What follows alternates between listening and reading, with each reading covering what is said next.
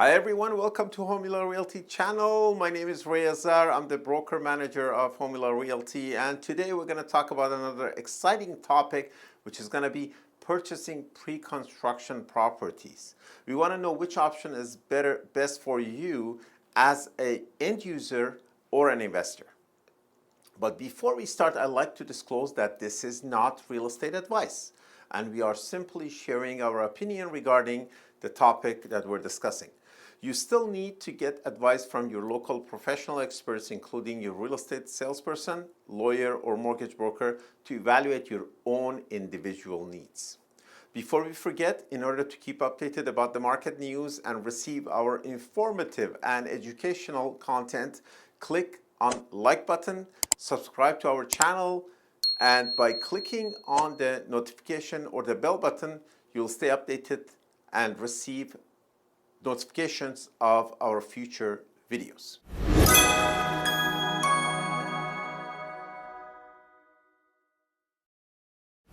So let's get started. Should I buy a resale or a pre-construction? Which one is the right choice for me? We're going to talk about what you have to watch out for when you're making a decision. There's no such thing as one size fits all. Depending on your situation and market condition, pre-construction might be the right option for you. I have purchased pre-construction condos in the past for myself, and it was a lucrative investment, but from time to time I refuse to invest in pre-construction based on the market conditions.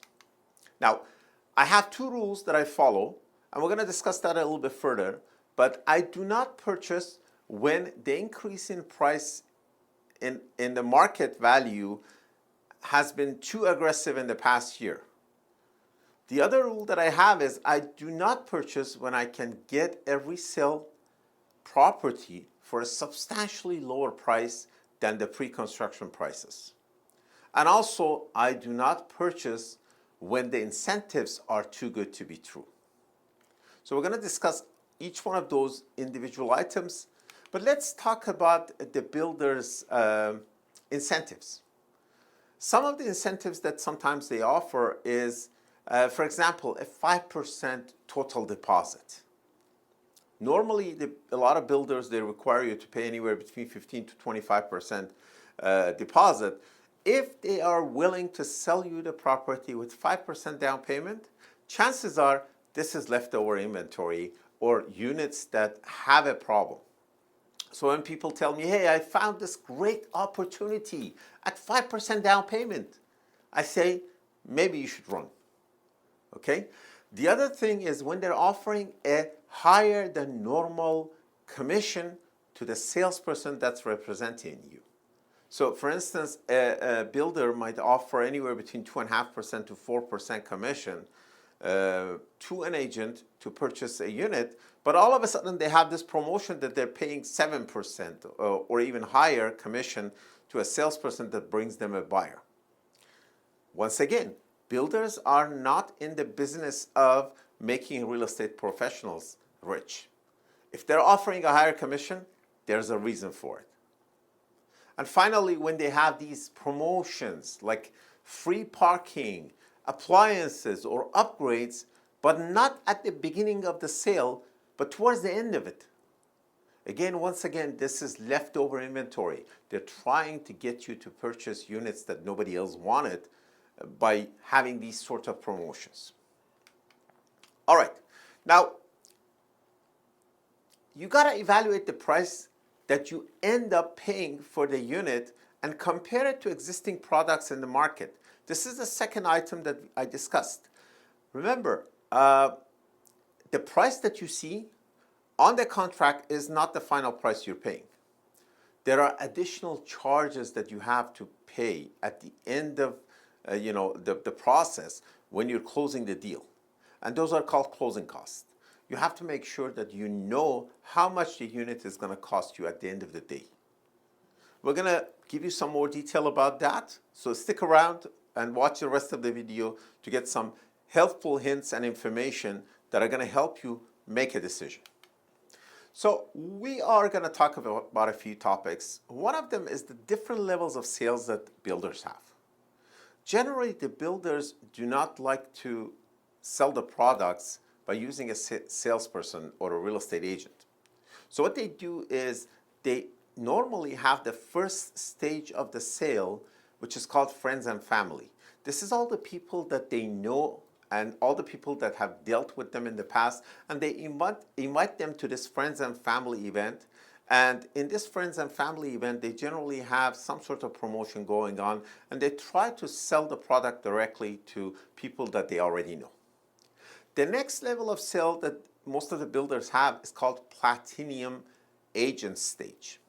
This is normally a few salespeople that have worked with the builders in the past, and they have sold a lot of the products that the builder has. And that's why they got to the platinum level with the builder. And generally, the builders will invite these people, anywhere between 50 to 100 agents, to sell their products. And those people have the first access. Now, having said that, keep in mind that the builders do not want to sell all their best products right off the bat. So they release units in stages. So normally they want to sell you the products that nobody else wants. But if you refuse to purchase those products, then they open up all the other products that they have, all the other units that they have. So don't be fooled by the fact that, okay, I'm in the first stage and I'm going to get the best units. No, they generally keep some of the inventory for a later date. Now, right after platinum comes VIP stage. These are agents that are in the VIP status. They have a VIP status with the builder, anywhere between a few hundred agents to thousands of agents. And these people will have this next level of access. And by the way, with each one of these stages, the builders will have incentives, but at the same time, they try to increase the price with every release or every stage of release that they have. And finally, after VIP stage, they open it up to the public. So anybody that walks through those doors will be able to buy a product. But remember, the final stage is the promotional stage, that they have some inventory left and they will give you those crazy promotions that we discussed. So you gotta watch out what stage are you purchasing this unit and what sort of incentives are available and what are the prices and how do they compare to existing products that are in the market. Now, let's talk about the sales process and how it works. The builders will generally won't have a unit that they can show you. So they're going to ask you to fill up a worksheet. It's normal for the salesperson that you work with to ask you for information about yourself. Normally, a social insurance number is required, and they ask details. And at some stage, from this point on to maybe about a month after signing the contract, they'll probably require you to give them a pre-approval for your mortgage. So this is a normal process. If your salesperson is telling you that these are the things that they require, it's normal. Otherwise, the builder is not going to be willing to sign that contract with you. After you submit your worksheets, the builder will assign units to the people that have a worksheet, and they will set up an appointment at their sales center for you to go there and sign the contracts. And when you sign that contract, they'll require you to give them all the deposit checks. Normally, it will be a few $1,000s right off the bat when you sign. The balance within 10 days, because remember, you have 10 days cooling off period if you're buying a condo. This does not apply to freehold properties. So according to Ontario law, you have to have an option to cancel the deal within 10 days. And in those 10 days, you can basically look through the contract and make sure that there's nothing that derogatory or anything that you don't like. And then if you're happy with the end result, then you would continue with that deal. And you don't have to do anything. You don't have to send a notification to the builder. The deal becomes firm automatically. Once the deal is firm, then the builder will cash their checks, the checks that they got from you. So you got to keep in mind that a lot of the builders, they refuse to cash the check in the first 10 days because they don't want to go through the process of giving you back your money. But that's not the general rule. It is something that builders will pick and choose depending on what their preference is. All right, so once again, the worksheet has your full name, your social insurance number, and you have to select multiple selections. They generally want you to select 2 or 3 different type of condos in the building. So if they don't have the first one, they'll assign you the second or third choice that you have. By the way, the builder will also require you to send them a copy of your ID. Now, the sales process also continues with the deposit, which I mentioned earlier.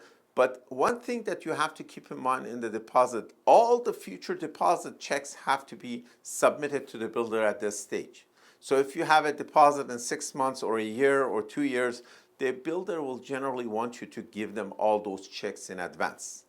And watch out for NSF fees from the builders because they're generally pretty high. So make sure that you mark down those dates in your calendar and you do not miss any of those dates, because if you do, the charges are not $40 or $50 that you normally see in the market. They're probably going to charge you a few $100s. If you check your contract, you will see that some builders charge you as high as $500 for NSF checks. And obviously, this is not something that you like to end up paying. Okay? And another thing that you have to keep in mind, depending on how well the project is selling or how desperate the builder is to sell the project, you can negotiate these dates.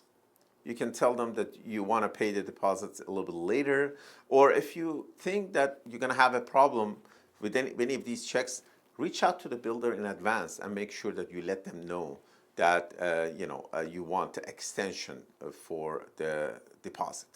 Some builders will work for you and work with you and will try to accommodate that. Now, the other item that is very important to understand is that choosing a builder or choosing a product is very important based on the reputation that the builder has. When you're selecting a project, look at a few things. How many projects this builder has done in the past? Look at the reviews that they have on Google. Also, look at the track record they have. Have they canceled any projects in the past? The clients that they have dealt with them, are they happy with the product, the end product that they received? Did the builder deliver what they promised? We have some reputable builders in the city that they do a very good job, and we have some that they might not be the best to choose from. So select the right builder, select the right product when you're choosing a pre-construction project. Now we're going to talk about the actual contract that you're signing with the builder. Okay, the contract is provided to you by the builder. So obviously it's protecting the builder, not you. So what you have to do is you have to look through the contract carefully. The builder gives you those 10 days, if you're buying a condo, to review that contract with your lawyer. Take advantage of that. I've seen people that they try to save a few $100, they go through the contract themselves, and because they don't understand it well, then they end up spending thousands and thousands of dollars because they try to save a few $100 in advance. Talk to your lawyer. A lot of the lawyers, they're willing to include this as a package for your closing as long as you use them at the end of the day to close the deal. Now, a few things that you have to make sure that your contract has. One is the right to assign. Let's assume I'm purchasing a product and it's going to be ready 3 years down the road. And all of a sudden my situation changes and I can't really close this deal, or I want to move somewhere else, or I don't want to be bothered with a pre-construction project anymore because I'm going to buy another product. So if I don't have a right to assign, it means that I'm stuck with this unit and I have to close the deal. Versus a right to assign will allow me to sell the product before it's ready. In other words, I'm selling the contract. Now, there are a couple advantages. Number one is if I'm in a situation like that, I can get out of it. Second thing is if the prices have increased, then I can actually sell it for more and make some profit without even paying for that unit just by investing the initial deposit that I started with at the beginning. The other thing that you have to look for is if there is a right to assign, is there a fee involved with that? Read that carefully. Second thing that you have to pay attention to is closing costs. A lot of builders build expenses into the contract on the closing date, and those expenses can be pretty high. I've seen invoices as high as $50,000 for a unit. So what you do is you negotiate those costs to be capped on the closing date. The cap can be from a few $1,000s to, and depends on the size of the unit, from a few $1,000s to up to $20,000, but at least you know what you're dealing with. So you're not going to end up paying $50,000 or more on the closing date that you weren't aware of. Also, take into the consideration all the other fees that might be in the contract. The delivery date of the unit also can be delayed, and if you read through the contract, you realize that the builders give themselves the option to delay the delivery or final closing date. So look for that too. How long can they delay? And basically, is there any sort of compensation for you if they delay? Normally, the builders do not build that into their contract. When we talk about the option to assign, I wanted to mention one more thing, that the builders will not allow you to market the product on MLS or any other system. So they don't want you to compete with them when they're selling the product. So a lot of times in the contract it says that although you have the right to assign, you don't have the right to advertise. So keep that in mind, that the only way that you can do this is generally using a private network or using a realtor that has a lot of contacts, or basically marketing it yourself. You're not going to be able to list it on MLS, and if the builder allows you to list it on MLS, they generally want you to use their agent at the commission price that they set. So that's another side of it that you have to be very careful about. So let's assume we're going to move forward with the occupancy and getting that unit. Keep in mind that a lot of the builders, what they do is they will not register the property. They will give you the keys prior to registration of the building with the city, and because of that, the banks will not allow you to get a mortgage on the property. So we call this occupancy period.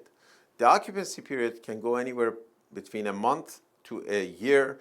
Recently, some builders have built products that don't have occupancy period, meaning that they register the unit and they give you the keys, so the final closing date is on the same day that you get the key.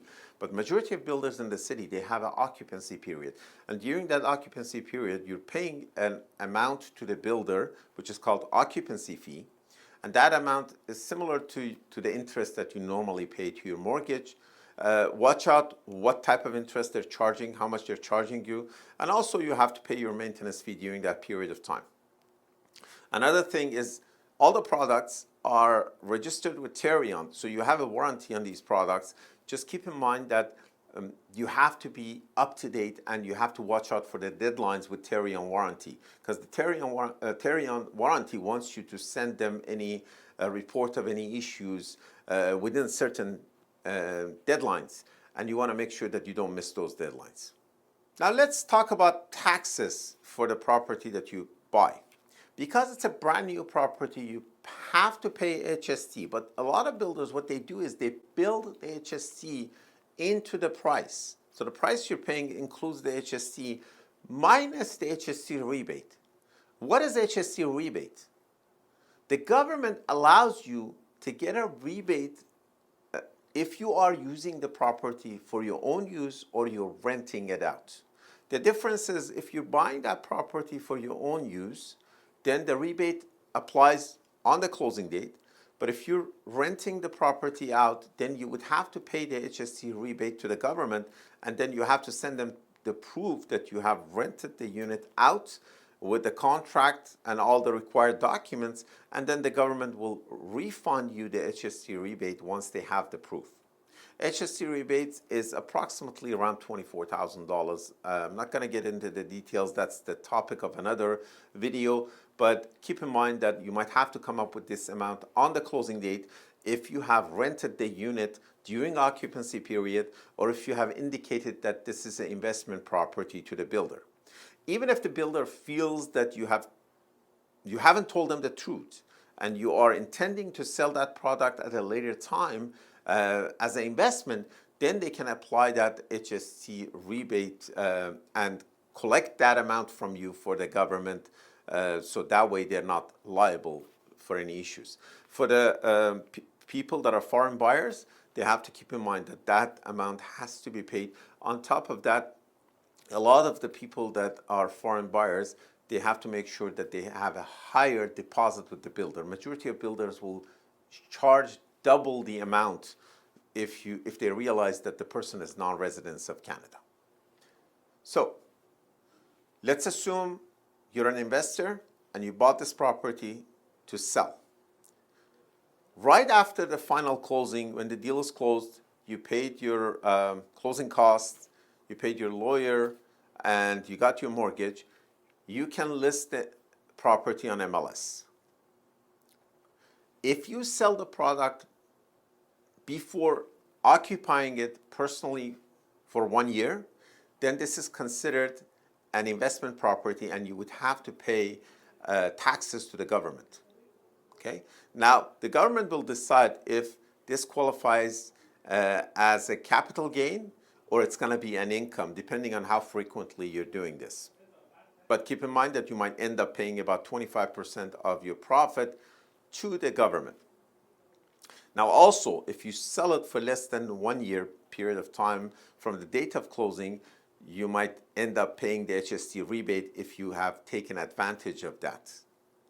Now, Tarion warranty that we discussed will apply for a period of 7 years from the date that you close the deal, but the protection drops in different intervals, meaning that everything is guaranteed for 1 year. Then after that, you might have only major structural deficiencies that's covered.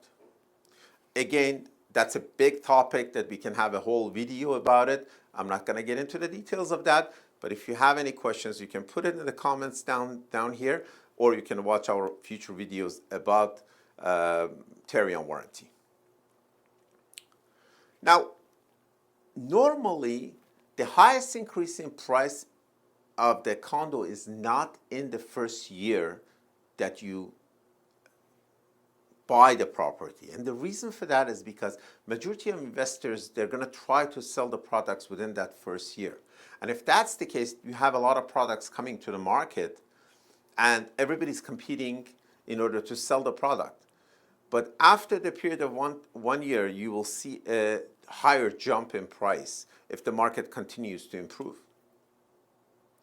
And another item that we have not covered is that during occupancy period, a lot of the common element item like your pool, your exercise room, your party rooms might not be ready. So you might not be able to take advantage of them during occupancy period. So keep that in mind. If you're planning to move into the unit yourself, you might not be able to enjoy those. If you're renting it out, you have to disclose that to your tenants so they understand that some of the common elements in the building might not be available or they won't be able to use it. So another item that we talked about is the difference between pre-construction and existing products in the market. You got to keep in mind that depending on your situation, if you are a person that has the down payment and the price of existing products are substantially lower, I would probably recommend for you to purchase the existing product. And the reason for that is because when the prices increase, those existing products are going to increase in value as well. And you're probably going to have a better return on investment with those products. Versus for people that don't have the down payment in lump sum amount and they want to spread it out over 2 or 3 years, then pre-construction is probably going to be a better option because you don't have to pay everything right up front and at the beginning. But the difference in price is very important, because if I have a product that's selling for $700 per square foot, which nowadays you can't find in GTA, but if you have that product and then all of a sudden builder is selling you the product for $1,100 per square foot, then I'm better off buying the existing product, because chances are the prices are not going to increase by $400 per square foot in a year or two. So do your research and make sure that you're not going to miss out on that. Now, once again, thank you for watching our channel. This was an overall condensed version of all the points that you have to pay attention to when you're buying a pre-construction project, whether it's a condo or a freehold. And we like you to continue joining us to get yourself educated to make the right decision when you're investing in real estate. My name is Ray Azar. I'm the manager of Homila Realty. If you like the video that you've seen, or you want to be updated with all our future videos, click on the notification button and make sure to subscribe to our channel. If you like to use one of our professional realtors that work with our company, just contact 416-495-4030. Or you can email us at info@homila.com. Thank you for watching our channel.